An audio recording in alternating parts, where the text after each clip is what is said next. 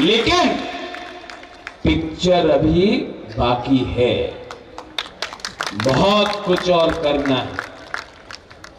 एक যে তার যে কথাটা উনি বললেন যে अभी तो टेलर है, पिक्चर तो अभी बाकी है, আমরা তো নিশ্চয়ই সেই ফুল পিকচার আমরা এই তিন দল মিলে আমরা নিশ্চয়ই আগামী দিন এক ত্রিপুরা শ্রেষ্ঠ ত্রিপুরা, এক ভারত শ্রেষ্ঠ ভারত আমরা তৈরি করব।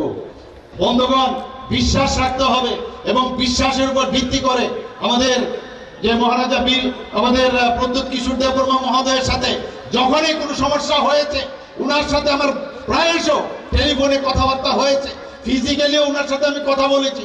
অনেক কিছু যে সমাধান, সেই সমাধানের চেষ্টা আমরা করেছি এবং শেষ পর্যন্ত যেটা হলো সেটা হচ্ছে 11টার মতো যে ঐতিহাসিক যে সিদ্ধান্ত অ্যাকর্ড হয়েছে নর্থ ইস্টার্ন রিজিয়নে, তার মধ্যে এখন আরেকটা যুগ হয়েছে, সেটা হচ্ছে ত্রিপুরা মথার সাথে ভারত গভর্নমেন্ট এবং ত্রিপুরা গভর্নমেন্টের যে এই ঐতিহাসিক চুক্তি। বন্ধুগণ, সত্যি উনি বলেছেন যে এখনই শুধুমাত্র টেইলার আর পিকচার বাকি। আমি নিশ্চিত যে আগামী দিন সেই পিকচার আপনারা দেখবেন এবং সেই পিকচার অনেক সময় খারাপ পিকচারও অনেক সময় হয়, কিন্তু গুড পিকচার আপনারা দেখবেন, ভালো পিকচার, যে পিকচার দেখে আপনারা বলবেন না সত্যিকারের অর্থে আজকে আমরা শান্তিতে আছি, আমাদের কথা কেউ ভাবছে।